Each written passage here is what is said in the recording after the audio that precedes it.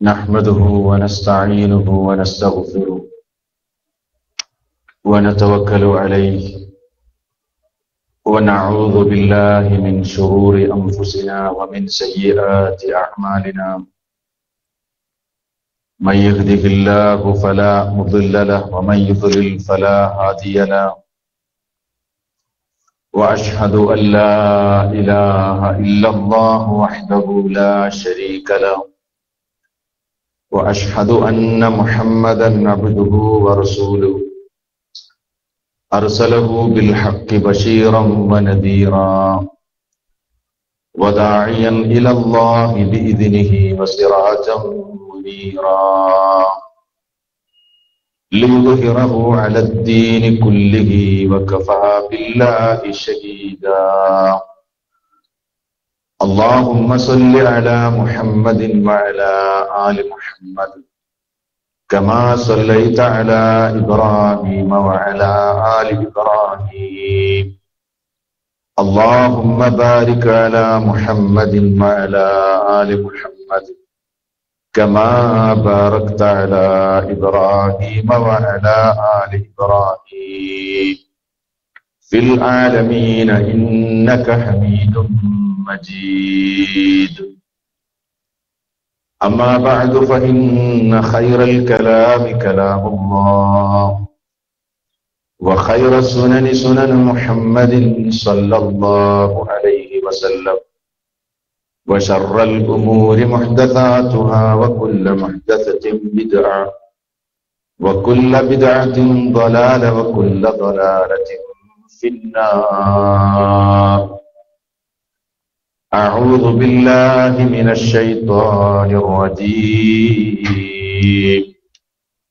بسم الله الرحمن الرحيم يا أيها الذين آمنوا كتب عليكم الصيام كما كتب على الذين من قبلكم لعلكم تتقون സ്നേഹവും ബഹുമാനവുമുള്ള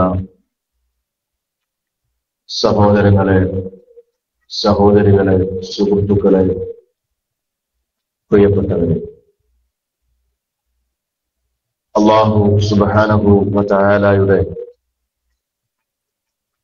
ദീനിന്റെ വിധിവിലക്കുകൾ കഴിവിന്റെ പരമാവധി ജീവിതത്തിന്റെ സർവമേഖലകളിലും കാത്തു സൂക്ഷിച്ച് ജീവിക്കണമേ എന്ന് സംസാരത്തിന്റെ ആമുഖത്തിൽ സ്വന്തത്തെ മറക്കാതെ നിങ്ങളെ എല്ലാവരെയും ഓർമ്മപ്പെടുത്തുക. സത്യവിശ്വാസികൾക്ക് വളരെയേറെ സന്തോഷം പ്രദാനം ചെയ്യുന്ന നാളുകളാണ് സമാഗതമാകാനിരിക്കുന്നത്. അനുഗ്രഹീതമായ റമദാൻ മാസത്തെ കാത്തിരിക്കുകയാണ് വിശ്വാസികളായ ആളുകൾ. ഈ ഒരു സന്ദർഭത്തിൽ നമ്മിലേക്ക് നിഴലിട്ട് നിൽക്കുന്ന പുണ്യമാസത്തെ എങ്ങനെയാണ് നാം സ്വാഗതം ചെയ്യേണ്ടത് എന്ന്, ആ മാസത്തെ എങ്ങനെയാണ് നാം വരവേൽക്കേണ്ടത് എന്ന് വളരെ സംക്ഷിപ്തമായ നിലക്ക് ചില കാര്യങ്ങൾ നിങ്ങളെ ഓർമ്മപ്പെടുത്താനാണ് ഇന്നത്തെ ഈ അവസരം ഉപയോഗപ്പെടുത്തുന്നത്. സഹോദരങ്ങളെ, റമദാനിന്റെ വരവ് കേൾക്കുമ്പോൾ ഹൃദയത്തിൽ ഈമാനും തഖ്വയുമുള്ള മനസ്സുകൾക്ക് അത് സന്തോഷമുണ്ടാക്കും എന്ന കാര്യം വിശദീകരിക്കാതെ തന്നെ നമുക്കറിയാവുന്ന ഒരു കാര്യമാണ്. റമദാൻ മാസത്തെ സ്വീകരിക്കുന്ന വിഷയത്തിൽ ജനങ്ങൾ പല തട്ടിലാണ് എന്ന് പണ്ഡിതന്മാർ വളരെ വിശദമായി നമുക്ക് വിശദീകരിച്ചു തന്നിട്ടുണ്ട്. പ്രധാനമായും അവർ ഈ പുണ്യമാസത്തെ സ്വാഗതം ചെയ്യുന്ന വിഷയത്തിൽ ജനങ്ങളെ പല വിഭാഗങ്ങളായി തിരിച്ചപ്പോൾ 3 വിഭാഗത്തെ പരിചയപ്പെടുത്തുന്നത് നമുക്ക് കാണാൻ കഴിയും. ഒന്നാമത്തെ വിഭാഗം ഈ മാസത്തിന്റെ ആഗമനത്തിൽ ആഹ്ലാദിക്കുകയും സന്തോഷിക്കുകയും ചെയ്യുന്ന ഒരു വിഭാഗമാണ്. പുണ്യമാസത്തിന്റെ വരവ്, അതിന്റെ ഖുദൂമിനെ സംബന്ധിച്ചുള്ള വിവരങ്ങൾ അറിഞ്ഞപ്പോൾ തന്നെ, അതല്ലെങ്കിൽ അത് സമാഗതമാകാനിരിക്കുന്നു എന്ന ഒരവസ്ഥയിൽ വല്ലാത്ത ആഹ്ലാദവും സന്തോഷവുമാണ് അവരുടെ മനസ്സുകളിൽ. കാരണം അവർക്ക് നോമ്പെടുക്കുന്നത് വലിയ ഇഷ്ടമാണ്, അതിന് ശീലമുള്ളവരാണ്, ശീലിച്ചവരാണ്. നോമ്പ് ഒരു പ്രയാസമായി, ഒരു ബുദ്ധിമുട്ടായി അവർ കാണുന്നില്ല. മാത്രമല്ല അവർ മനസ്സിലാക്കി പരലോക വിജയത്തിന് ഈ ഭൗതിക ലോകത്തെ ചില ആഡംബര ജീവിതമൊക്കെ ഉപേക്ഷിച്ചെങ്കിൽ മാത്രമേ പരലോകത്ത് വിജയം കിട്ടുകയുള്ളൂ, രക്ഷ കിട്ടുകയുള്ളൂ എന്ന് മനസ്സിലാക്കിയ സത്യവിശ്വാസത്തിന്റെ മാധുര്യം ഹൃദയങ്ങളുടെ അകത്തളങ്ങളിലേക്ക് കടന്നുചെന്ന സത്യവിശ്വാസികളായ ആളുകൾ, ആ വിഭാഗം ആളുകൾ വല്ലാതെ സന്തോഷിക്കുകയാണ്, ആഹ്ലാദിക്കുകയാണ്. മാത്രമല്ല അവർ മനസ്സിലാക്കി നാളെ പാരത്രിക ലോകത്ത് മനുഷ്യരുടെ അമലുകൾ കൊണ്ട് മാത്രമാണ് അവിടെ രക്ഷപ്പെടാൻ സാധിക്കുകയുള്ളൂ. അതുകൊണ്ട് സൽക്കർമ്മങ്ങളും വിഭാഗത്തുകളും ചെയ്ത് തങ്ങളുടെ രക്ഷിതാവിങ്കലേക്ക് സാമീപ്യം നേടാൻ പറ്റിയ അവസരമാണ്, സുവർണാവസരമാണ് റമദാൻ. അതുകൊണ്ട് തന്നെ അത് വരികയും അതിന്റെ നാളുകളെ പരമാവധി ഉപയോഗപ്പെടുത്തുകയും ചെയ്യുക എന്നത് അവരെ സംബന്ധിച്ചിടത്തോളം വളരെ പ്രധാനമാണ്. ഏറെ നാളുകളായി ഇഷ്ടപ്പെട്ട 2 പേർ ഒരുപാട് നാളുകൾക്ക് ശേഷം കണ്ടുമുട്ടുമ്പോഴുണ്ടാകുന്ന ആഹ്ലാദം, ആ സന്തോഷം നമുക്ക് പറയാനും വിവരിക്കുവാനും സാധ്യമല്ല. അതുപോലെയാണ് പുണ്യമാസത്തെ കണ്ടുമുട്ടുമ്പോൾ അവരുടെ മനസ്സുകൾ സന്തോഷിക്കുന്നത്. അത് വിശ്വാസമുള്ള മനസ്സുകളുടെ പ്രത്യേകതയാണ്. ഇനി നോക്കൂ നിങ്ങൾ, രണ്ടാമത് വേറെ ഒരു വിഭാഗമുണ്ട്. 3 വിഭാഗങ്ങളെ എണ്ണി പണ്ഡിതന്മാര് പഠിപ്പിക്കുമ്പോൾ രണ്ടാമത്തെ വിഭാഗത്തെ സംബന്ധിച്ച് അവർ പറഞ്ഞു, അവർക്ക് റമദാൻ മാസത്തിന്റെ ആഗമനം വളരെ പ്രയാസമാണ്. റമദാൻ മാസം വരുന്നു എന്ന് കേൾക്കുമ്പോൾ തന്നെ അവരുടെ മനസ്സുകൾക്ക് അത് വല്ലാതെ പ്രയാസമുണ്ടാക്കുന്നു, ബുദ്ധിമുട്ടുണ്ടാക്കുന്നു. ഏതുപോലെ ഇഷ്ടമില്ലാത്ത ഒരു അതിഥി നമ്മുടെ വീട്ടിലേക്ക് കടന്നു വന്നു എന്ന് നിങ്ങൾ സങ്കല്പിക്കുക. ആ അതിഥി കടന്നു വന്നാൽ ഓരോ ദിവസങ്ങളും നമുക്ക് പ്രയാസകരമായിരിക്കും. ആ അതിഥി വീട്ടിൽ നിന്ന് തിരിച്ചു പോകുന്നത് വരെ ആ ഇഷ്ടമില്ലാത്ത അതിഥിയെ വെച്ച് പൊറുപ്പിക്കുന്നവന്റെ മനോഗതമായിരിക്കും പുണ്യമാസത്തിന്റെ ആഗമനം അവരുടെ മനസ്സിലുണ്ടാക്കുന്ന ബുദ്ധിമുട്ട്. അതിന്റെ ഓരോ നാളുകളും അവരെണ്ണുകയാണ്. കൊഴിഞ്ഞു തീരുന്ന നാളുകൾ അവരുടെ മനസ്സുകൾക്ക് സന്തോഷമുണ്ടാക്കും. 10 ദിവസം കഴിഞ്ഞല്ലോ, ഇനി ബാക്കി 20 ദിവസമേ ഉള്ളൂ. 15 കഴിഞ്ഞല്ലോ, ഇനി ബാക്കി 15 ഉള്ളൂ. അങ്ങനെ എണ്ണിക്കൊണ്ടിരിക്കും അവർ. ഓരോ ദിവസവും കൊഴിഞ്ഞു പോകുമ്പോൾ അവരുടെ മനസ്സുകൾക്ക് ആനന്ദം പകരും. അങ്ങനെ റമദാനിന്റെ അനുഗ്രഹീതമായ ദിനരാത്രങ്ങൾ തീർന്ന് പെരുന്നാളിന്റെ ആഗമനമുണ്ടാകുമ്പോൾ വല്ലാതെ ആ വിഷയത്തിൽ ആഹ്ലാദിക്കുന്നവരായിരിക്കും അവർ. അവർ നിഫാഖിന്റെ ഉടമകളാണ്. അവരുടെ മനസ്സിന്റെ ആഴങ്ങളിലേക്ക് സത്യവിശ്വാസത്തിന്റെ മാധുര്യം കടന്നു ചെന്നിട്ടില്ല. കപടന്മാരാണവർ. സഹോദരങ്ങളെ, ഈ വിഭാഗങ്ങളെ സംബന്ധിച്ച് ചർച്ച ചെയ്യുമ്പോൾ നാം എവിടെയാണ് എന്ന് നമ്മൾ ആലോചിക്കണം. രണ്ടാമത്തെ വിഭാഗത്തെ കുറിച്ച് ഞാൻ പറഞ്ഞല്ലോ, ആഗമനം തന്നെ, അതിന്റെ ആഗമന വിവരം തന്നെ മനസ്സിനെ നൊമ്പരപ്പെടുത്തുന്ന വിഭാഗം. പണ്ഡിതന്മാര് പറയുന്നു, മൂന്നാമത്തെ മറ്റൊരു വിഭാഗമുണ്ട്. അവരാരാണ്? അവർക്ക് റമദാൻ മാസം വന്നു കഴിഞ്ഞാൽ മറ്റു മാസങ്ങളെപ്പോലെ തന്നെയാണ്. പ്രത്യേകിച്ച് പ്രത്യേകതയൊന്നും അവർ കാണുന്നില്ല. നിർബന്ധമായ കർമ്മങ്ങൾ റമദാനിലും അല്ലാത്ത സന്ദർഭങ്ങളിലുമൊക്കെ അവർ ചെയ്യും. എന്നാൽ ഐച്ഛികമായ കർമ്മങ്ങൾക്ക് അവർ വലിയ പ്രാധാന്യം നൽകാറില്ല. റമദാൻ മാസം വന്നാലും രാത്രി നമസ്കരിക്കില്ല, തിരക്കുകളാണ്. അല്ലാത്ത സന്ദർഭമായാലും അവർക്ക് രാത്രി നമസ്കാരമില്ല, ഐച്ഛിക കർമ്മങ്ങളില്ല. അതേപോലെ ഒരുപാട് സൽക്കർമ്മങ്ങൾ, അള്ളാഹുവിലേക്ക് അടുക്കുവാനുള്ള ആ സൽക്കർമ്മങ്ങളൊന്നും അവർ ചെയ്യില്ല. നിർബന്ധങ്ങൾ ഇങ്ങനെ ചെയ്തു പോകുമെന്നല്ലാതെ കാര്യമായ സൽക്കർമ്മങ്ങളിൽ ശ്രദ്ധയില്ലാതെ മറ്റു മാസങ്ങളെ പോലെ ഈ അനുഗ്രഹീതമായ പരിശുദ്ധ റമദാനിന്റെ നാളുകളെയും തള്ളി നീക്കുന്ന മറ്റൊരു വിഭാഗവുമുണ്ട് എന്ന് പണ്ഡിത ലോകം വിശദീകരിക്കുന്നത് നമുക്ക് കാണാൻ കഴിയും.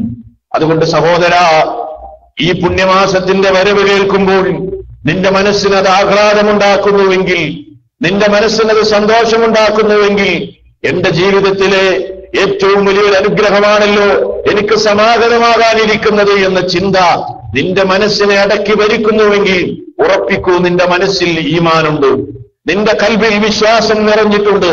അതല്ല, നിന്റെ മനസ്സിന്റെ ഏതെങ്കിലും ഒരു കോണിൽ ഒരു പ്രയാസം, റമദാൻ മാസം വന്നാൽ ഇനി മറ്റുള്ള മാസങ്ങളെ പോലെ എന്റെ ഇഷ്ടാനിഷ്ടങ്ങൾ നടക്കുകയില്ലല്ലോ എന്ന ചിന്ത ഒരു മനസ്സിന്റെ കോണിൽ എവിടെയെങ്കിലും അവശേഷിക്കുന്നുവെങ്കിൽ അത് ഈമാനിന്റെ കുറവാണ് എന്നും സഹോദര നമ്മൾ മനസ്സിലാക്കുക തന്നെ വേണം.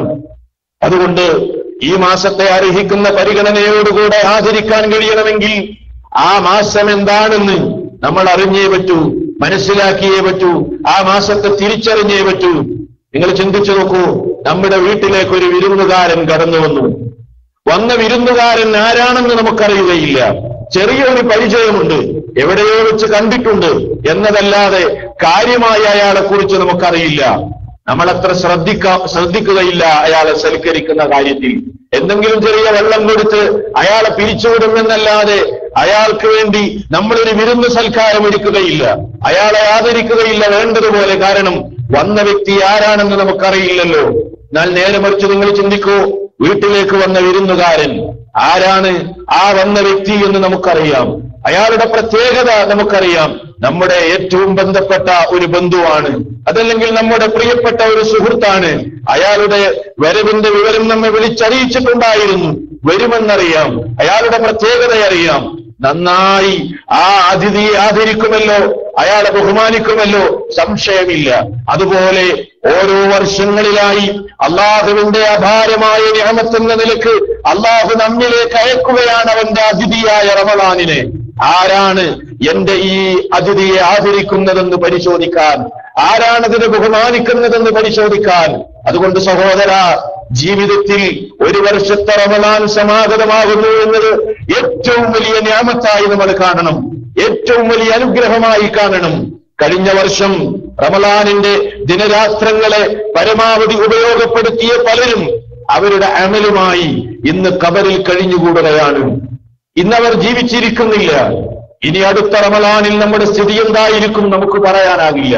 എന്തിനേറെ നമ്മിലേക്ക് ഇതാ നേരിട്ട് നിൽക്കുന്ന നമ്മുടെ പടിവാതിൽക്കൽ വന്നിറങ്ങാൻ കാത്തിരിക്കുന്ന ഈ അനുഗ്രഹീത മാസത്തെ തന്നെ വരവേൽക്കാൻ നമ്മൾ ഉണ്ടാകുമോ എന്ന് നമുക്ക് പറയാനാകില്ല. അതുകൊണ്ട് ഏറ്റവും വലിയ നിഅമത്താണ് ഒരു വർഷത്തെ റമളാൻ വരുന്നു എന്നത്. മുൻഗാമികളായ സലഫുകൾ അവരുടെ മാതൃകയാണല്ലോ നമ്മൾ പിൻപറ്റുന്നത്. അവരാരായിരുന്നെന്ന് നമുക്കറിയുമോ? റമളാൻ മാസം ഒന്ന് വിട പറഞ്ഞു കഴിഞ്ഞാൽ അടുത്ത ഒരു റമളാൻ മാസത്തിനു വേണ്ടി അള്ളാഹുവിനോട് നിരന്തരം അവർ തപിക്കുന്ന മനസ്സുമായി, കരഞ്ഞു കലങ്ങിയ കണ്ണുമായി അള്ളാഹുവിനോട് ദുആ ചെയ്യുമായിരുന്നു. അങ്ങനെ റമളാൻ അവർക്ക് വന്നു കഴിഞ്ഞാൽ ആ റമളാനിന്റെ ദിനരാത്രങ്ങളെ പരമാവധി അവർ ഉപയോഗപ്പെടുത്തി കഴിഞ്ഞാൽ പിന്നീടുള്ള 6 മാസങ്ങളിൽ അവരല്ലാഹുവിനോട് ദുആ ചെയ്യുന്നത് ഞങ്ങളിൽ നിന്ന് ഞങ്ങൾ ചെയ്ത അമലുകൾ കബൂലാക്കണേ എന്നായിരുന്നു. ഞങ്ങളുടെ അമലുകൾ ഞങ്ങളിൽ നിന്ന് നീ സ്വീകരിക്കണേ എന്ന പ്രാർത്ഥനയായിരുന്നു സലഫുകൾക്കുണ്ടായിരുന്നത് എന്ന് അവരുടെയൊക്കെ പല മഹാന്മാരുടെയും ചരിത്രം വിശദീകരിക്കവേ ആ കൂട്ടത്തിൽ പണ്ഡിതന്മാര് രേഖപ്പെടുത്തുന്നത് നമുക്ക് കാണാൻ കഴിയും. അതുകൊണ്ട് സഹോദരങ്ങളെ, ഈ മാസത്തെ ആദരിക്കാൻ കഴിയണമെങ്കിൽ ആ മാസത്തിന്റെ സവിശേഷത അറിയണം. ആദ്യമായി നമ്മൾ മനസ്സിലാക്കേണ്ടത്, ഈ മാസത്തെ സംബന്ധിച്ച് മഹാനായ പ്രവാചകൻ സല്ലല്ലാഹു അലൈഹി വസല്ലം നമുക്ക് സന്തോഷ വാർത്ത അറിയിച്ചിട്ടുണ്ട്. അവിടുന്ന് പറഞ്ഞു, അള്ളാഹു ഇങ്ങനെ പറഞ്ഞിരിക്കുന്നു എന്ന്. അള്ളാഹു പറഞ്ഞിരിക്കുന്നു എന്ന് പറഞ്ഞ് ഖുദ്സിയായ ഹദീസിലൂടെ റസൂൽ സല്ലല്ലാഹു അലൈഹി വസല്ലം ഒരവസരത്തിൽ പറയുകയാണ്. എന്താണ് അള്ളാഹു പറഞ്ഞത്? കുല്ലു അമലി ഇബ്നി ആദമ യുദാഅഫുൽ ഹസനതു അശ്റു അംസാലിഹാ ഇലാ 700 ലഅഫിൻ ഇലാ മാ ശാ അല്ലാഹു അസ്സ വജൽ. ആദമിന്റെ സന്തതികൾ ചെയ്യുന്ന ഏത് അമലുകളാകട്ടെ, ഏത് സൽക്കർമ്മങ്ങളാകട്ടെ, അതിന്റെ പ്രതിഫലം ആരംഭിക്കുന്നത് തന്നെ 10ൽ നിന്നാണ്. 10 മുതൽ 700 ഇരട്ടി വരെ അതിനല്ലാഹു പ്രതിഫലം നൽകുന്നു. മാത്രമല്ല ഇലാ മാ ശാ അല്ലാഹു അസ്സ വജൽ, പിന്നീട് അള്ളാഹു ഉദ്ദേശിക്കുന്ന അത്ര പ്രതിഫലമാണ് നൽകുന്നത്. അത് ചെയ്യുന്നവന്റെ മനോഗതം എങ്ങനെയാണ്, അവന്റെ നെയ്യത്തിന്റെ കരുത്ത് എങ്ങനെയാണ്, അവന്റെ മനസ്സിന്റെ തേട്ടമനുസരിച്ചുകൊണ്ട് അള്ളാഹു 10 മുതൽ പ്രതിഫലം ആരംഭിക്കുകയാണ്, നൽകുന്നതാണ്. എന്നാലോ നോമ്പിന്റെ കാര്യം അങ്ങനെയല്ല. നോമ്പിന്റെ കാര്യം അതിൽ നിന്ന് വ്യത്യസ്തമാണ്. അള്ളാഹു പറഞ്ഞിരിക്കുന്നു, ഇല്ല സൗമ, നോമ്പ് ഒഴികെ ഫഇന്നഹു ലീ, ആ നോമ്പ് എന്റെ അടിമ എനിക്ക് മാത്രം തന്നെയാണ് ചെയ്യുന്നത്. മറ്റുള്ള ഏത് കർമ്മങ്ങൾ ചെയ്യുമ്പോഴും മറ്റുള്ള ഉദ്ദേശങ്ങൾ കടന്നു വരാമല്ലോ. എങ്കിൽ ഒരാൾ ഭക്ഷണപാനീയങ്ങൾ രഹസ്യമായി ഒഴിവാക്കുന്നു, ആഗ്രഹങ്ങൾ രഹസ്യമായി ഒഴിവാക്കുന്നു, അയാൾ നോമ്പുകാരനാണോ അല്ലേ എന്ന് പ്രത്യക്ഷത്തിൽ നമുക്ക് പറയാനൊരു തെളിവുമില്ലല്ലോ. അങ്ങനെ നോമ്പുകാരനായി ജീവിക്കുന്ന ഒരാൾ, നോമ്പനുഷ്ഠിക്കുന്ന ഒരാൾ എനിക്ക് വേണ്ടി മാത്രമേ അങ്ങനെ ചെയ്യാൻ തരമുള്ളൂ. അതുകൊണ്ട് തന്നെ ഞാനാണ് അതിന് പ്രതിഫലം നൽകുന്നത്. അതിന് കണക്കില്ല. എത്രയാണ് അതിന് നൽകുന്ന പ്രതിഫലമെന്ന് പറയാൻ സാധ്യമല്ല. കാരണം എന്തെന്നോ,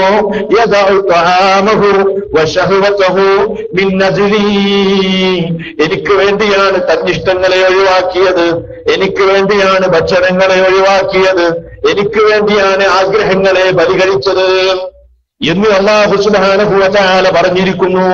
അതുകൊണ്ട് എന്റെ സഹോദരങ്ങളെ, റമളാൻ ഇതാ വരാൻ കാത്തിരിക്കുന്ന നാളുകൾ മാത്രമേ ഉള്ളൂ. അതുകൊണ്ട് മുമ്പേ ഒരുങ്ങണം, നന്നായി ചിന്തിക്കണം. ഈ വർഷത്തെ റമളാൻ സമാഗതമാകുമ്പോൾ, ഈ വർഷത്തെ റമളാൻ വരുമ്പോൾ, പടച്ചവനെ നീ ഓഫർ ചെയ്ത കണക്കറ്റ പ്രതിഫലമില്ലേ, അത് നേടാൻ എനിക്ക് സാധിക്കണം, ആ മഹാഭാഗ്യം നേടാൻ എനിക്ക് അവസരമുണ്ടാകണം എന്ന ഒരു നിയ്യത്തും അതിനാവശ്യമായ മുൻകരുതലുകളും ആദ്യം തന്നെ നമുക്ക് ആവശ്യമാണ്. എന്നിട്ട് റസൂലുള്ളാഹി സ്വല്ലല്ലാഹു അലൈഹി വസല്ലം പറയുന്നു, ലിസ്സായിമി ഫർഹത്താൻ, നോമ്പുകാരന് 2 സന്തോഷങ്ങളുടെ അവസരങ്ങളുണ്ട്. ഏതാണത്? ഫർഹത്തുൻ ഇൻദ ഫിത്രിഹി, ഒന്ന് നോമ്പ് മുറിക്കുന്ന, നോമ്പ് തുറക്കുന്ന നേരമാണ്. നോമ്പ് തുറക്കുന്ന നേരം അതുവരെ ദാഹിച്ച്, അതുവരെ വിശന്ന്, പ്രയാസം സഹിച്ചുകൊണ്ട് അള്ളാഹ്ക്ക് വേണ്ടി ഇതെല്ലാം സഹിക്കുന്ന ഒരു വിശ്വാസി അള്ളാഹുവിന് വേണ്ടി അതാ വെള്ളം കുടിക്കുന്ന നേരം, ഭക്ഷണം കഴിക്കുന്ന നേരം, ആ സമയത്തുണ്ടാകുന്ന ചെറിയൊരു സന്തോഷം, അത് കഴിഞ്ഞാൽ പിന്നെ മറ്റൊരു സന്തോഷത്തിന്റെ അനർഘമായ നേരം വരാനുണ്ട്. ആ സന്തോഷത്തിന്റെ അവസരം വിവരിക്കുക സാധ്യമേ അല്ല, അതിന്റെ പ്രത്യേകത പറയാൻ സാധ്യമല്ല. ആ സന്ദർഭം ഏതാണെന്നോ, വഫർഹത്തുൻ ഇൻദ ലിഖാഇ റബ്ബിഹി, തന്റെ രക്ഷിതാവിനെ കണ്ടുമുട്ടുന്ന നേരമാണ്. അല്ലാഹ്ക്ക് വേണ്ടിയല്ലേ ഇതെല്ലാം ചെയ്തത്.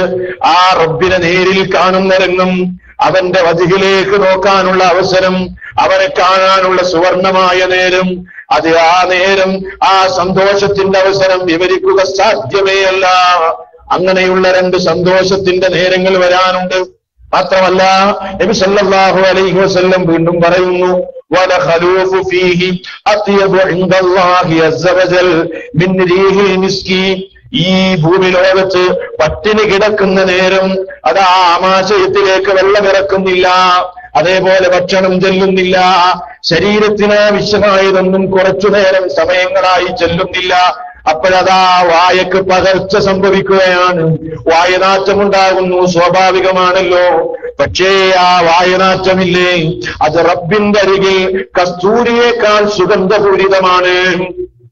എന്നിട്ട് റസൂലുള്ളാഹി സ്വല്ലല്ലാഹു അലൈഹി വസല്ലം അവസാനമായ ഹദീസിന്റെ അവസാനത്തിൽ കാണാം, അല്ലാഹുവിന്റെ റസൂല് പറയുന്നു, അസ്സൗമു ജുന്നah, അസ്സൗമു ജുന്നah. സഹാബത്തെ, നോമ്പ് എന്നതൊരു പരിചയാണ്, നോമ്പ് എന്നതൊരു പരിചയാണ്. പരിചയം എന്തെന്ന് നമുക്കറിയാം. അടർക്കളത്തിൽ ശത്രുവിന്റെ വെട്ടും ശത്രുവിന്റെ കുത്തും തടുക്കുന്ന പരിചയില്ലേ, അതിന് സമാനമാണ് നോമ്പ്. ജീവിതമാകുന്ന അടർക്കളത്തിൽ നന്മകളുമായി മുന്നേറുന്ന സത്യവിശ്വാസി നന്മകളുമായി മുന്നേറിക്കൊണ്ടിരിക്കുമ്പോൾ ശൈത്താൻ അതാ അവന്റെ കുന്തം കൊണ്ടുവരികയാണ്, അവന്റെ വാള് കൊണ്ടുവരികയാണ്, സത്യവിശ്വാസിയുടെ നന്മക്ക് തടയിടാൻ. അപ്പോഴതാ നോമ്പെന്ന പരിച കൊണ്ട് സത്യവിശ്വാസി പിശാചിനെ അവിടുന്ന് തടുക്കുകയാണ്, പ്രതിരോധിക്കുകയാണ്. അങ്ങനെ പ്രതിരോധങ്ങളുമായി പിന്നീട് നന്മകളുമായി മുന്നേറാൻ നോമ്പൊരു വിശ്വാസിക്ക് വളരെ പ്രയോജനപ്രദം തന്നെ. നോക്കൂ നിങ്ങൾ, നോമ്പിനെ സംബന്ധിച്ച് റസൂലുള്ളാഹി സ്വല്ലല്ലാഹു അലൈഹി വസല്ലം നമുക്ക് അതിന്റെ ആ പ്രത്യേകതകൾ പറഞ്ഞു തരികയാണ്. അതുകൊണ്ട് ആദ്യമായി നമ്മൾ മനസ്സിലാക്കണം, എനിക്ക് അമല് കുറവാണ്, എനിക്ക് ഇബാദത്ത് കുറവാണ്, ഞാൻ സാധുവാണ്, പാവപ്പെട്ടവനാണ്. അതുകൊണ്ട് ഇനി എത്ര നാളുകൾ, എത്ര നോമ്പുകൾ എന്റെ ജീവിതത്തിൽ വരുമെന്ന് എനിക്ക് പറയാൻ കഴിയില്ല. അതുകൊണ്ട് ഈ വർഷത്തെ അള്ളാഹു ഓഫർ ചെയ്ത മുഴുവൻ പ്രതിഫലവും നേടുന്ന നിലക്ക് തന്നെ നോമ്പെടുക്കാൻ ഞാൻ തയ്യാറായി കഴിഞ്ഞിരിക്കുന്നു എന്ന ഒരു ഒരുങ്ങലാണ് ഈ സന്ദർഭത്തിൽ ആദ്യമായി വേണ്ടത്. രണ്ടാമതായി മനസ്സിലാക്കണം, അള്ളാഹുവിന്റെ റസൂല് പറയാണ് നോമ്പിന്റെ മറ്റൊരു പ്രത്യേകത, മൻ സ്വാമ റമളാന ഈമാനം വഹ്തിസാബൻ ഗുഫിറ ലഹു മാ തഖദ്ദമ മിൻ ദംബിഹി. ഒരാൾ റമളാൻ മാസം വന്നു കഴിഞ്ഞപ്പോ അവൻ വളരെ ഈമാനോടുകൂടെ പ്രതിഫലം ആഗ്രഹിച്ചുകൊണ്ട് അവൻ നോമ്പനുഷ്ഠിക്കുകയാണെങ്കിൽ അവന്റെ കഴിഞ്ഞുപോയ ഗതകാല ജീവിതത്തിലെ മുഴുവൻ പാപങ്ങളും ദോഷങ്ങളും പൊറുക്കപ്പെടുന്നതാണ്. അതിന് രണ്ട് നിബന്ധന വേണം. ഒന്ന്, ഈമാൻ വേണം. ഈമാനിൽ കലർപ്പ് സംഭവിക്കരുത്, ശിർക്ക് വന്നു പോകരുത്, അള്ളാഹുവിനോടല്ലാതെ ദുആ ചെയ്യരുത്, പ്രാർത്ഥന റബ്ബിനോടല്ലാതെ ചെയ്യരുത്, പ്രാർത്ഥനയുടെ പരിധിയിൽ വരുന്ന സഹായവേട്ടവും അള്ളാഹിനോടല്ലാതെ ചെയ്യരുത്, ശിർക്ക് സംഭവിക്കുന്ന മുഴുവൻ കർമ്മങ്ങളിൽ നിന്നും അവൻ വിട്ടുനിൽക്കണം, ജ്യോത്സ്യന്മാരുടെ അരികിൽ പോകരുത്, മന്ത്രിച്ചു കെട്ടരുത്, അള്ളാഹു അല്ലാത്തവരുടെ പേരിൽ സത്യം ചെയ്യരുത്, അതുപോലെ തന്നെ നാട്ടുവേലയിൽ വിശ്വസിക്കരുത്. ഈ നിലക്കുള്ള ഒരുപാട് ശിർക്കൻ കർമ്മങ്ങളെ സംബന്ധിച്ച്, ശിർക്ക് വരുന്ന പ്രവർത്തനങ്ങളെ സംബന്ധിച്ച് മഹാനായ റസൂൽ സല്ലല്ലാഹു അലൈഹി വസല്ലം മുന്നറിയിപ്പ് നൽകിയിട്ടുണ്ട്. അതിൽ നിന്നും മുഴുവനും അവൻ വിട്ടുനിന്നിട്ട് അവന്റെ ഈമാനിനെ അവൻ പരമപരിശുദ്ധമാക്കണം. എങ്കിലേ നോമ്പ് കൊണ്ട് പ്രയോജനമുള്ളൂ. അതുകൊണ്ട് നോമ്പ് വരുന്നതിന് മുമ്പേ ചിന്തിക്കണം, എന്റെ ഈമാനിന്റെ സ്ഥിതി എന്താണ്, എന്റെ വിശ്വാസത്തിന്റെ സ്ഥിതി എന്താണ്, എന്റെ അമലുകൾ കബൂൽ ചെയ്യണമെങ്കിൽ എന്റെ വിശ്വാസം പരിശുദ്ധമാകാതെ അതുകൊണ്ട് കാര്യമില്ലല്ലോ. ഒന്നാമത്തെ വിഷയം അതാണ്. രണ്ടാമത് ഖുർആൻ റസൂലുള്ളാഹി സ്വല്ലല്ലാഹു അലൈഹി വസല്ലം പറഞ്ഞു, വഹ്തിസാബാ, പ്രതിഫലം ആഗ്രഹിക്കണം. എങ്ങനെയാ പ്രതിഫലം ആഗ്രഹിക്കേണ്ടത്? പഠിച്ചവനെ, ഈ നോമ്പ് കൊണ്ട് നിന്റെ പരലോകത്ത് എനിക്ക് രക്ഷ കിട്ടണം, പാരത്രിക ലോകത്ത് എനിക്ക് രക്ഷ കിട്ടണം, പരലോകത്ത് റയ്യാൻ എന്ന കവാടത്തിലൂടെ സ്വർഗത്തിലേക്ക് പോകാൻ എനിക്ക് അവസരം കിട്ടണം. അല്ലാഹുവേ, നീ ഓഫർ ചെയ്ത കണക്കറ്റ പ്രതിഫലം ലഭിക്കണം, അതിനുവേണ്ടിയാണ് ഞാൻ നോമ്പനുഷ്ഠിക്കുന്നത്. അതല്ലാതെ മറ്റൊരു ലക്ഷ്യവും എനിക്ക് നോമ്പ് കൊണ്ടില്ല. ചില ആളുകള്, മുസ്ലിമീങ്ങളിൽ തന്നെ പെട്ട ചില ആളുകൾ പറയാറുണ്ട്, ഇനി റമളാൻ മാസമല്ലേ വരുന്നത്, കൊളസ്ട്രോളൊക്കെ ഒന്ന് കുറയുമല്ലോ നോമ്പനുഷ്ഠിക്കുമ്പോ, BP ഒക്കെ ഒന്ന് കൺട്രോൾ ചെയ്യപ്പെടുമല്ലോ, ഷുഗർ കംപ്ലൈന്റ് പരിഹരിക്കപ്പെടുമല്ലോ, അതുകൊണ്ട് റമളാൻ മാസം വരട്ടെ, നോമ്പനുഷ്ഠിക്കാം, ആരോഗ്യമുണ്ടാകുമല്ലോ എന്ന ചിന്തയിൽ ഒരാൾ നോമ്പനുഷ്ഠിച്ചാൽ പരലോകത്തവരൊന്നും കിട്ടുകയില്ല, ഒരു പ്രതിഫലവും ലഭ്യമല്ല. മറിച്ച് ഇഹ്തിസാബോടുകൂടെ പ്രതിഫലം ആഗ്രഹിച്ചുകൊണ്ട് നോമ്പനുഷ്ഠിച്ചാൽ ഒരുപക്ഷേ കൊളസ്ട്രോൾ കുറഞ്ഞേക്കാം, BP കൺട്രോൾ ചെയ്യപ്പെട്ടേക്കാം, ഷുഗർ കംപ്ലൈന്റ് പരിഹരിക്കപ്പെട്ടേക്കാം, ശരീരത്തിൽ അടിഞ്ഞുകൂടിയ ദുർമേധസ്സുകൾ നീങ്ങിയേക്കാം. അതൊക്കെ ദുന്യവിയായി അല്ലാഹു തരുന്ന നിഅമത്തുകളാണ്. പക്ഷേ അതൊന്നുമല്ല പരമലക്ഷ്യം. പരമലക്ഷ്യം പരലോക കോടതിയിൽ രക്ഷ കിട്ടണം, അള്ളാന്റെ പ്രതിഫലം ലഭ്യമാകണം. ഈ രണ്ട് നിബന്ധനകളോടുകൂടെ നോമ്പനുഷ്ഠിക്കുകയാണെങ്കിൽ അവന്റെ കഴിഞ്ഞുപോയ പാപങ്ങൾ പൊറുക്കപ്പെടുമെന്നാണ് റസൂൽ സല്ലല്ലാഹു അലൈഹി വസല്ലം പറഞ്ഞത്. പാപം പൊറുക്കപ്പെടുക എന്നത് ഏറ്റവും വലിയ നിഅമത്താണ്, ഏറ്റവും വലിയ അനുഗ്രഹമാണ്. കാരണം എന്തെന്നല്ലേ, പാപിയായി ഒരാൾക്ക് സ്വർഗത്തിലേക്ക് കടന്നു പോകാൻ സാധ്യമല്ല. അല്ലാഹു സുബ്ഹാനഹു വ തആല നമ്മെ പടക്കുന്ന അവസരത്തിൽ പരമപരിശുദ്ധമായ ഒരു ആത്മാവിനെയാണ് നമുക്ക് നൽകിയത്. ആ ആത്മാവിനെ അതുപോലെ തിരിച്ചു നൽകിയില്ലെങ്കിൽ സ്വർഗത്തിലേക്ക് കടന്നു പോകുക അസാധ്യമാണ് സഹോദരങ്ങളെ. സൂറത്തു ശുഅറായിൽ 2 വചനങ്ങളുണ്ട്. അവിടെ അല്ലാഹു പറഞ്ഞത് എന്താണെന്നറിയുമോ? യൗമ ലാ യൻഫഉ മാലും വലാ ബനൂൻ ഇല്ലാ മൻ അതല്ലാഹ ബിഖൽബിൻ സലീം. അല്ലാഹു പറഞ്ഞത് യൗമ ലാ യൻഫഉ മാലും വലാ ബനൂൻ. അന്നേ ദിവസം മനുഷ്യന്റെ സന്താനങ്ങളോ അവന്റെ സമ്പത്തോ അവന് യാതൊരു ഉപകാരവും ചെയ്യുകയില്ല. ഇല്ലാ മൻ അതല്ലാഹ ബിഖൽബിൻ സലീം. സലീമായ കൽബുമായി അല്ലാഹുവിന്റെ അടുക്കൽ വന്നവനല്ലാതെ സലീമായ കൽബുമായി ചെല്ലണം. അവന്റെ കൽബിൽ നിന്ന് മുഴുവൻ പാപക്കറകളും നീങ്ങിപ്പോകണം. സലീമുൻ മിന ദനസി, തെറ്റുകളിൽ നിന്ന് രക്ഷപ്പെടണം. വസലീമുൻ മിന ശിർക്കി, ശിർക്കിൽ നിന്ന് രക്ഷപ്പെടണം. അതേപോലെ തന്നെ എല്ലാവിധ മ്ലേച്ഛ വൃത്തികളിൽ നിന്നും പരമപരിശുദ്ധമായ നിലക്ക് പരലോകത്ത് ചെന്നെങ്കിലല്ലാതെ സ്വർഗപ്രവേശനം സാധ്യമല്ല. അതുകൊണ്ട് ഏറ്റവും വലിയൊരു അവസരമാണെന്ത് റമളാൻ.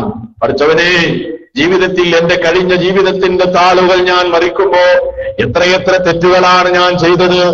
ഓരോരുത്തർക്കുമേ അത് ഓർമ്മയുണ്ടാകുകയുള്ളൂ. നമ്മുടെ ജീവിതത്തിന്റെ കഴിഞ്ഞ പേജുകളിലേക്ക് നമ്മൾ കടന്നു പോകുമ്പോ, നാളുകളിലേക്ക് നമ്മൾ തിരിച്ചു പോകുമ്പോ നമ്മുടെ മനസ്സിൽ ഓർമ്മ വരുന്ന തെറ്റുകൾ ധാരാളമുണ്ട്. ഓർമ്മ വരാതെ നമ്മൾ മറന്നുപോയതും ധാരാളമുണ്ട്. അതൊക്കെ ഒരുമിച്ച് കൂട്ടപ്പെടുന്ന ഒരു ലോകമല്ലേ വരാനിരിക്കുന്നത്. ആ പാപങ്ങളൊക്കെ പൊറുക്കപ്പെട്ട് കിട്ടുക എന്നത്, അതൊക്കെ ഡിലീറ്റ് ചെയ്യപ്പെടുക എന്നത് ഏറ്റവും വലിയൊരു അനുഗ്രഹമാണ്. അതുകൊണ്ട് അല്ലാഹുവേ, ഈ വർഷത്തെ റമളാനോടുകൂടെ എന്റെ പാപങ്ങൾക്ക് പരിഹാരമുണ്ടാകണേ എന്ന ചിന്ത, അതിനുവേണ്ട ഒരുക്കങ്ങൾ റമളാൻ വരുന്നതിന് മുമ്പേ നമുക്ക് വേണം.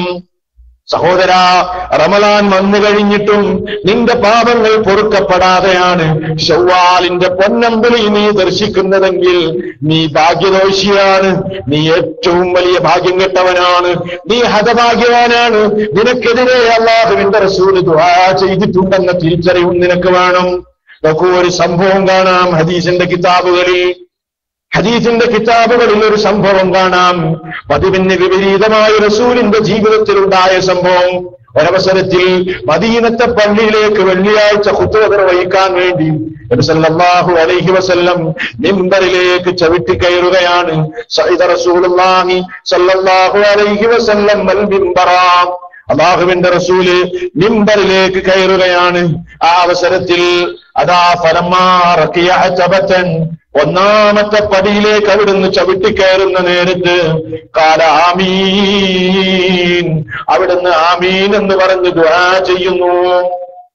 അങ്ങനെ സുമ്മ റഖിയ അജബതൻ ഉഖ്റാ, രണ്ടാമത്തെ പടിയിലേക്ക് ചവിട്ടുമ്പോഴും ഖാല ആമീൻ, അല്ലാഹുവിന്റെ റസൂൽ ആമീൻ പറയുന്നു.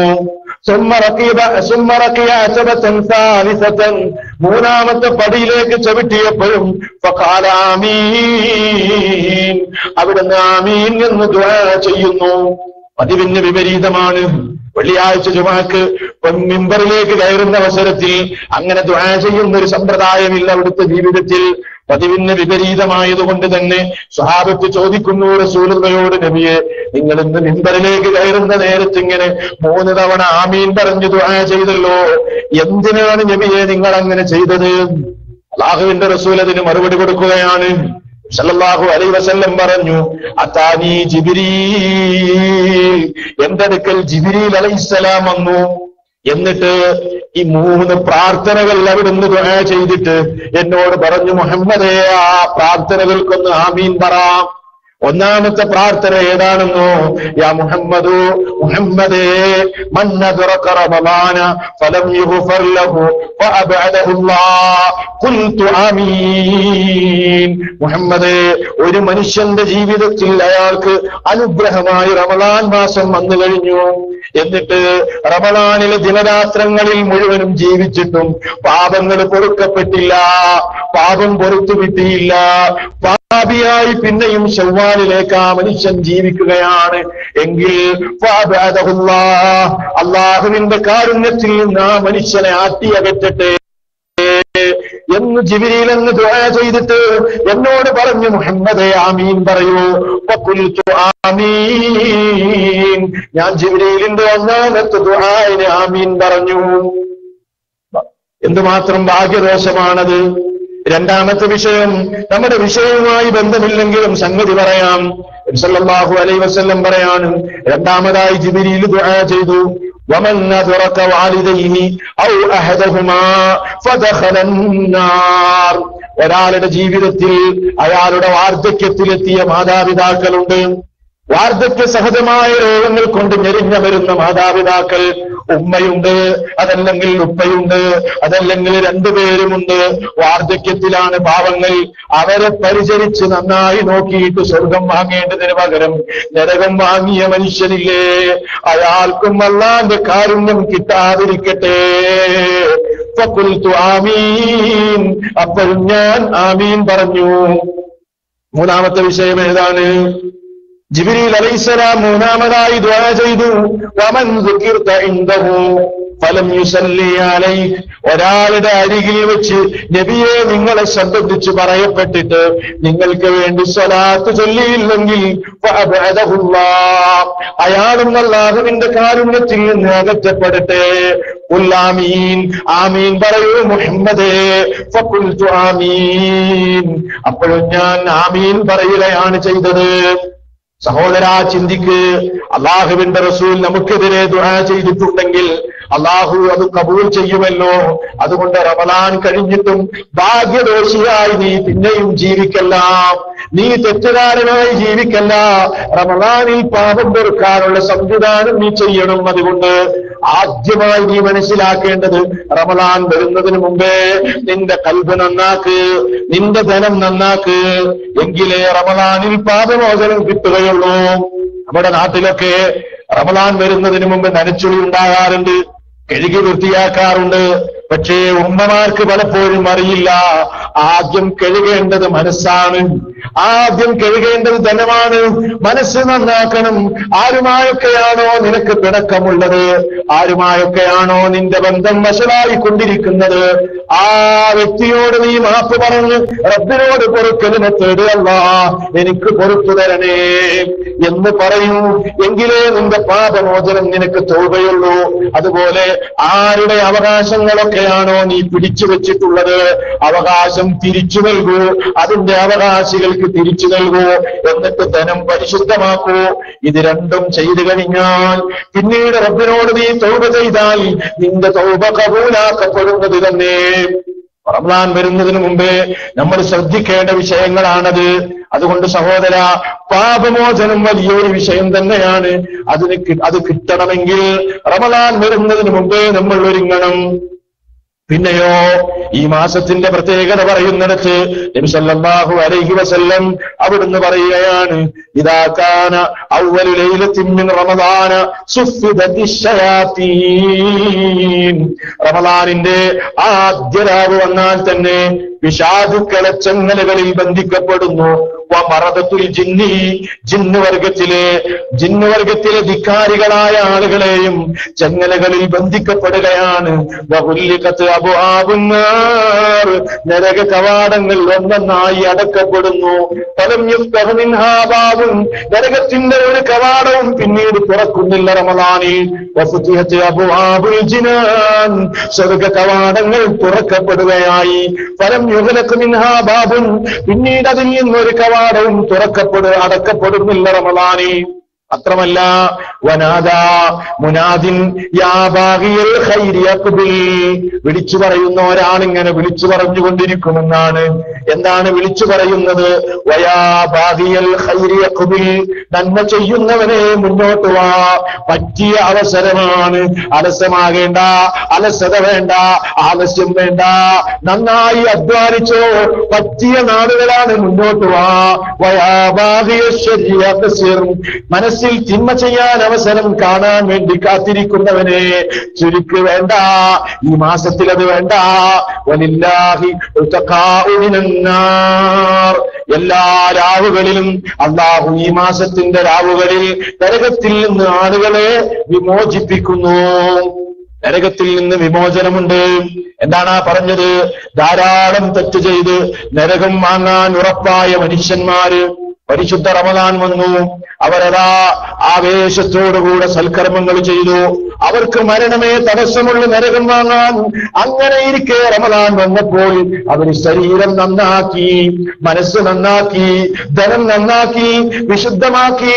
ആ വിശുദ്ധ റമദാനിന് ശേഷവും നിലനിർത്തി അവർ സ്വർഗത്തിന്റെ ആളുകളായി നിശ്ചയിക്കപ്പെട്ടു. എന്തൊരു മഹാഭാഗ്യമാണ് സഹോദരങ്ങളെ! അത് ഈ റമദാനിലാണ് നടക്കുന്നതെന്ന് മഹാനായ റസൂലുള്ളാഹി സ്വല്ലല്ലാഹു അലൈഹി വസല്ലം നമുക്ക് വിശദീകരിച്ചു തന്നിരിക്കുന്നു. അല്ലാഹുവേ, ഈ വർഷത്തിൽ നരകത്തിൽ നിന്ന് നിന്റെ അടിമകളെ മോചിപ്പിക്കുന്ന നേരം ഈ പാപിയായ പാവപ്പെട്ടവനായ എന്നെയും ആ ലിസ്റ്റിൽ ഉൾപ്പെടുത്തണേ എന്ന പ്രാർത്ഥനയും ഈ നാളുകളിൽ നമുക്കുണ്ടാകണേ, മറക്കരുത്. അല്ലാഹുവേ, ആ മഹാഭാഗ്യത്തിന് ഈ പാവപ്പെട്ട ഞാനും അർഹനായി തീരണേ എന്ന പ്രാർത്ഥന മനസ്സുമായിട്ടാണ് ഈ പുണ്യമാസത്തെ വരവേൽക്കാൻ നമ്മൾ ഒരുങ്ങേണ്ടത്. സഹോദരങ്ങളെ, അങ്ങനെയാണ് ഈ മാസത്തിന് സ്വാഗതം അരുളേണ്ടത്. എല്ലാത്തിനുമുള്ളൊരു തയ്യാറെടുപ്പ്, നന്മകൾ ചെയ്യാനുള്ളൊരു മുന്നൊരുക്കം, അതിനുവേണ്ടിയുള്ളൊരു മനസ്സിന്റെ കരുത്ത് പരമാവധി ഉപയോഗപ്പെടുത്തുമെന്നൊരു മാനസിക തീരുമാനം, ജീവിതത്തിലെ വലിയൊരു സുവർണാവസരമാണെന്ന തിരിച്ചറിവ്, രാവുകളെ ഹയാത്താക്കാനുള്ള മുന്നൊരുക്കങ്ങൾ, പകലുകളിൽ പരമാവധി നന്മ ചെയ്യാനുള്ള ഒരു ഒരുക്കം, അതല്ലേ റമദാനിനെ സ്വീകരിക്കുന്നു എന്ന് പറയുമ്പോൾ അതിലേറ്റവും പ്രധാനമായ വിഷയം. ഇത് നോക്കൂ നിങ്ങൾ, ഈ മാസത്തിന്റെ തന്നെ ഏറ്റവും വലിയൊരു നിഅമത്താണ്, ഈ മാസത്തിലെ ഏറ്റവും വലിയൊരു അനുഗ്രഹമാണ് എന്ത്? അല്ലാഹുവിന്റെ ഗ്രന്ഥമായ ഖുർആൻ അവതരിച്ചു എന്നത്. വിശുദ്ധ ഖുർആനിന്റെ അവതരണം ഈ മാസത്തിലാണല്ലോ സംഭവിച്ചത്. ആ അനുഗ്രഹീതമായ രാവ് ലൈലത്തുൽ ഖദ്ർ എന്ന് പറയുന്ന രാവ്, നിർണയത്തിന്റെ രാവ്, അനുഗ്രഹീതമായ രാവ്, ആ രാവ് ഈ ഉമ്മത്തിന് അല്ലാഹു ചെയ്തു കൊടുത്ത വലിയ നിഅമത്താണ്. പൂർവിക സമുദായങ്ങൾ, മഹാനായ നൂഹ് അലൈഹിസ്സലാം, അവിടെ നിന്നിങ്ങോട്ട് വന്ന പ്രവാചകന്മാർ, അവർക്ക് ഈ ലോകത്ത് ജീവിച്ചത് എത്ര നൂറ്റാണ്ടുകളാണ്, എത്ര വർഷമാണ്, ഒരുപാട് വർഷക്കാലം ജീവിക്കാൻ അവർക്ക് അവസരം കൊടുത്തു. നൂഹ് അലൈഹിസ്സലാമിനെ കുറിച്ചുള്ള പറയുമ്പോ തന്നെ ഖുർആൻ പറയുന്നത് ഫലബിഥ ഫീഹിം അൽഫ സനത്തിൻ ഇല്ലാ 50 ആമാ. നോക്കൂ നിങ്ങൾ, ഫലബിഥ ഫീഹിം, നൂഹ് അവരിൽ താമസിച്ചു, അൽഫ സനത്തിൻ 1000 കൊല്ലം, ഇല്ലാ 50 ആമാ, 50 ഒഴികെ. 1000-നെ 50 കുറവുള്ളൂ. 950 കൊല്ലം നൂഹ് അലൈഹിസ്സലാം ജീവിച്ചു. പൂർവിക സമുദായങ്ങൾ അങ്ങനെയായിരുന്നു. എന്നാൽ അവസാന സമൂഹം, അവസാന പ്രവാചകൻ, അന്തിമദൂതന്റെ അന്തിമ സമൂഹമായ നമ്മൾ, ഇനിയൊരു സമൂഹം ഈ ലോകത്തേക്ക് വരാനില്ല, ഇനിയൊരു പ്രവാചകന്റെ ആഗമനമില്ല. അന്തിമ സമൂഹമായ ഈ സമൂഹത്തിന്റെ ആയുസ് വളരെ കുറവ് തന്നെ. റസൂലുള്ളാഹി സ്വല്ലല്ലാഹു അലൈഹി വസല്ലം പറഞ്ഞു, അഅ്മാറു ഉമ്മത്തി മാ ബൈന 60 വ 70, 60 ഇലാ 70, 60-നും 70-നും ഇടക്കാണ് എന്റെ ഉമ്മത്തിന്റെ ശരാശരി പ്രായം. അല്ലെ, അതെന്നെ വിട്ടുകിടക്കുന്നവർ വളരെ വിരളമാണ്. 60 കൊല്ലം ജീവിച്ചാൽ എത്ര കൊല്ലം ഇബാദത്ത് ചെയ്യാൻ കഴിയും? അല്ലേ, ഇദാ സൽഫത 60 ആമാ, ഒരു യുവാവ് 60 കൊല്ലം ജീവിച്ചു എന്ന് സങ്കൽപ്പിട്ട്, ഫനിസ്ഫുൽ ഉംരി യംഹഖു ബില്ലയാലി, അയാളുടെ ആയുസിന്റെ പകുതിയും രാത്രിയിൽ കഴിച്ചു കൂട്ടിയില്ലേ, ബാക്കി 30 ഉള്ളൂ. 60 കൊല്ലം ജീവിച്ച കാക്കാക്ക് 30 ബാക്കിയുള്ളൂ. ആ 30-ൽ തന്നെ നിങ്ങൾ കൂട്ടിക്കിഴിച്ചു നോക്ക്. 30-ൽ 15 കൊല്ലം ഒന്നും തിരിയാതെ ജീവിച്ച കാലമല്ലേ, കുട്ടിയായി കഴിഞ്ഞില്ലേ. 15 വയസ്സ് പ്രായമാകുന്നത് വരെ കാര്യമായ കാര്യബോധമില്ല. യമീനം വശിമാല, ഇടത്തും വലത്തും നടന്ന് കാലം കഴിച്ച കാലമല്ലേ അത്. പിന്നെ ആ 15 കഴിച്ചാൽ ബാക്കി 15ആണ്. അതിലൊരു 5 കൊല്ലം വാർദ്ധക്യ സഹജമായ രോഗങ്ങൾ കൊണ്ട് കഴിഞ്ഞുപോയി. പിന്നെ ബാക്കി 10ആണ്. ആ 10-ലും നിങ്ങൾ ചിന്തിക്ക്, അതിലും ദുന്യവിയായ തിരക്കുകൾ, ജോലി ചെയ്യണം, ദുനിയാവിന്റെ തിരക്കുകൾ, മറ്റുള്ള വിഷയങ്ങൾ, അതേപോലെ തന്നെ പ്രയാസങ്ങൾ, ഇതൊക്കെ കൂട്ടിക്കഴിച്ചു ബാക്കിയുള്ളത് മണിക്കൂറുകളെ ഇബാദത്ത് ചെയ്യാൻ നേരം കിട്ടിയിട്ടുള്ളൂ. അതുകൊണ്ട് അല്ലാഹു ഒരു അനുഗ്രഹം ചെയ്തു കൊടുത്തതാ. എന്താ അല്ലാഹു ചെയ്തു കൊടുത്ത അനുഗ്രഹം? പൂർവിക സമുദായങ്ങൾക്ക് ആയുസ് കൂടുതലാണെങ്കിൽ ഈ ഉമ്മത്തിന് ആയുസ് കുറവല്ലേ. അപ്പൊ അല്ലാഹു ഒരു നിഅമത്ത് ചെയ്തു കൊടുത്തു. ഓരോ വർഷവും 83 കൊല്ലം ഓഫർ നൽകി. ഓരോ കൊല്ലവും ഒരു 83 വർഷത്തിന്റെ ഫലം ഈ സമൂഹത്തിന് നൽകി. ലൈലത്തുൽ ഖദർ അതിന്റെ രാവിലെ ഹയാത്താക്കിയാൽ 83 കൊല്ലവും 4 മാസവും അമല് ചെയ്ത പ്രതിഫലം ഒരൊറ്റ രാവ് കൊണ്ട് നേടാൻ ഈ ഉമ്മത്തിന് അല്ലാഹു അനുഗ്രഹം ചെയ്തു കൊടുത്തു. അതുകൊണ്ട് തന്നെ റസൂലുള്ളാഹി സ്വല്ലല്ലാഹു അലൈഹി വസല്ലമയുടെ കാലഘട്ടത്തിൽ അവസാനത്തെ 10 വന്നു കഴിഞ്ഞാൽ, അവസാനത്തെ രാവ് വന്നു കഴിഞ്ഞാൽ എല്ലാവരും മദീനത്തെ അങ്ങാടി അടച്ചിട്ട് പള്ളിയിലേക്ക് കയറുമായിരുന്നു. അവസാനത്തെ 10 പള്ളി നിറയുമായിരുന്നു. നമ്മുടെ കാലഘട്ടത്തിൽ അവസാനത്തെ 10 പള്ളി അടച്ച് അങ്ങാടിയിലേക്ക് ഇറങ്ങുകയും ചെയ്യുന്നു. രണ്ടും വ്യത്യാസമുണ്ട്. സഹോദരങ്ങളെ, ചിന്തിക്കണം. അതുകൊണ്ട് ജീവിതത്തിൽ കിട്ടുന്ന ഏറ്റവും വലിയൊരു അനുഗ്രഹമാണത്. അതേപോലെ തന്നെ ഖുർആൻ അവതരിച്ച മാസമാണല്ലോ ഈ മാസം. വിശുദ്ധ ഖുർആൻ പഠിക്കാനും പാരായണം ചെയ്യാനും നമ്മൾ സമയം കാണണം. അത് വലിയ പ്രധാനപ്പെട്ട ഒരു കാര്യമാണ്. മുമ്പേ പറയുകയാണ്, ഒരു ദിവസത്തിൽ ഒരു പേജെങ്കിലും കണിശമായി ഓതാനുള്ള ഒരവസരം റമദാനിൽ ഉണ്ടാകണം. അതില്ലെങ്കിൽ വലിയ അപകടമാണ് സഹോദരങ്ങളെ. ഖുർആൻ പഠിക്കാനും അതേപോലെ തന്നെ പാരായണത്തിനുമുള്ള സമയം. വഖദ് കാന സലഫു ഇദാ ദഖല റമളാന യജ്തഹിദൂന ഫീ ഖിറാഅത്തിൽ ഖുർആൻ. മുൻഗാമികളായ സലഫുകൾ പരിശുദ്ധ റമളാൻ വന്നു കഴിഞ്ഞാൽ പിന്നെ അവർ ഖുർആൻ ഓതാൻ വേണ്ടി കഠിന പരിശ്രമമാണ്. ഒരൊറ്റ രാവ് കൊണ്ട് ഖത്തം തീർത്തിരുന്ന മഹാന്മാര്, 3 രാവ് കൊണ്ട് ഓതി അവസാനിപ്പിച്ചിരുന്ന മഹാന്മാര്, 10 രാവ് കൊണ്ട് അവസാനിപ്പിച്ചിരുന്നവർ, റമദാനിൽ പല ആവർത്തി ഖുർആൻ ഓതി അവസാനിപ്പിച്ചിരുന്നവർ.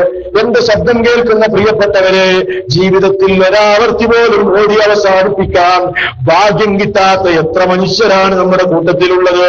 എത്രമാത്രം ഭാഗ്യക്കേടാണത്, എത്രമാത്രം അനുഗ്രഹ നിഷേധമാണത്. അതുകൊണ്ട് ഖുർആൻ ഓതാൻ നമ്മൾ സമയം കണ്ടേ പറ്റൂ. ഖുർആൻ ഓതുക എന്നത് ഏറ്റവും വലിയ ഫضലാണ്. നാളെ പരലോകത്ത് ഖുർആനിന്റെ ആളോട് അല്ലാഹു പറയുമെന്നാണ്.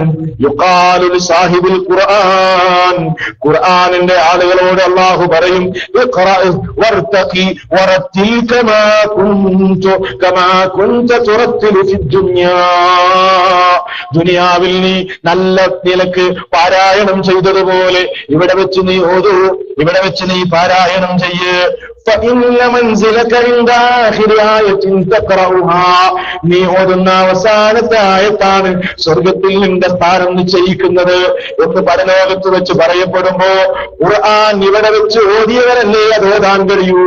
അതുകൊണ്ട് സഹോദര, ഫേസ്ബുക്കിന് വേണ്ടി സമയം ചിലവഴിക്കുന്ന നീ, വാട്സപ്പിന് വേണ്ടി സമയം തുലക്കുന്ന നീ, ആദ്യം കണ്ട ന്യൂസ് കഴിഞ്ഞാൽ പിന്നെ താഴോട്ട് ഇറക്കി വീണ്ടും മുകളിലോട്ട് കയറ്റാനും ഇറക്കാനും മാത്രമേ നിനക്ക് സമയമുള്ളൂ. വാട്സപ്പ് നോക്കാനേ നിനക്ക് നേരമുള്ളൂ. അധുനാധുനിക സംവിധാനങ്ങളിൽ കെട്ടിക്കുടുങ്ങി നിന്റെ സമയം ചിലവഴിക്കാതെ പരിശുദ്ധ റമളാനിൽ ഖുർആൻ ഓതാൻ നീ സമയം കാണുക തന്നെ വേണം. ഓതിയാൽ മാത്രം പോരാ. കേവല പാരായണത്തിന് വേണ്ടി മാത്രം അവതരിപ്പിക്കപ്പെട്ടതല്ലല്ലോ അത്. ഖുർആനെ കുറിച്ച് ഖുർആൻ എന്താ പറഞ്ഞത്? വിശുദ്ധ ഖുർആൻ എന്തിനാണ് അവതരിപ്പിക്കപ്പെട്ടതെന്നല്ല പറഞ്ഞിട്ടുണ്ട്. കിതാബുൻ അൻസൽനാഹു ഇലൈക മുബാറകുൻ ലിയദബ്ബറു ആയാതിഹി വലിയതദക്കറ ഉലുൽ അൽബാബ്. സൂറത്തു സ്വാദിലെ 29ാമത്തെ വചനമാണ് അല്ലാഹു പറഞ്ഞത്. കിതാബുൻ, ഈ ഗ്രന്ഥം, അൻസൽനാഹു ഇലൈക്, നിങ്ങളിലേക്ക് നബിയെ നാം അവതരിപ്പിച്ചു തന്നു. മുബാറകുൻ, അനുഗ്രഹീതമാണ് ഈ ഗ്രന്ഥം. ഈ ഗ്രന്ഥത്തിന് ബറക്കത്തുണ്ട്. അതോതി ശരീരം തടവിയാൽ ശമനമുണ്ട്. അതോതി ആ രോഗവേദന സമയത്ത് അത് ഓതി തടവിയാൽ ശമനമുണ്ട്. നിന്റെ ശരീരത്തിലെ രോഗങ്ങൾക്ക് അത് ശമനമാണ്. നിന്റെ മനസ്സിന്റെ രോഗങ്ങൾക്കും അത് ശമനമാണ്. അത് ശിഫയാണ്, ബറക്കത്തുള്ള ഗ്രന്ഥമാണ്. പക്ഷേ ഓതാനും തടവാനും മാത്രമല്ല അത് ഉപയോഗിക്കേണ്ടത്. പിന്നെ എന്തിനാണെന്നോ, ലിയദ്ദബ്ബറു ആയാതിഹി, അതിന്റെ ആയത്തുകളെ സംബന്ധിച്ച് നീ നന്നായി ചിന്തിച്ചു നോക്കണം, നീ ആലോചിച്ചു നോക്കണം. നീ ആ ആയത്തുകളെ സംബന്ധിച്ച് നന്നായി ആലോചിച്ച് എന്റെ റബ്ബ് എന്താണ് പറഞ്ഞതെന്ന് ആലോചിക്കാൻ നീ ഒരുങ്ങണം. ഖുർആൻ തദബ്ബുറോടുകൂടെ ഓതണം എന്നാ പറഞ്ഞത്. എന്താ തദബ്ബുർ എന്ന് പറഞ്ഞാല്?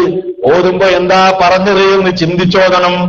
അങ്ങനെ ഓതിയാൽ നിന്റെ ജീവിതത്തിൽ ഒരടയാളം ഉണ്ടാവും. പല അടയാളങ്ങളിൽ ഒരടയാളം. അതെന്താണ്? അൽ ബുകാഉ മിൻ ഖശിയത്തില്ലാ, ഓടുമ്പോൾ നിന്റെ കണ്ണുകളിൽ നിന്ന് കണ്ണുനീരുറ്റി വീഴുന്ന ഒരവസരമുണ്ടാകും. അങ്ങനെ കരയാൻ കഴിഞ്ഞോ? നീ ഓതുന്ന നിലക്ക് തന്നെയാണ് ഓതിയത്. അങ്ങനെ കരയാൻ നിനക്ക് കഴിഞ്ഞില്ലേ? നിനക്കൊന്നും മനസ്സിലായിട്ടില്ല. അങ്ങനെയല്ലേ സഹാബിമാര് ഒരൊറ്റ ആയത്ത് കേട്ടോ?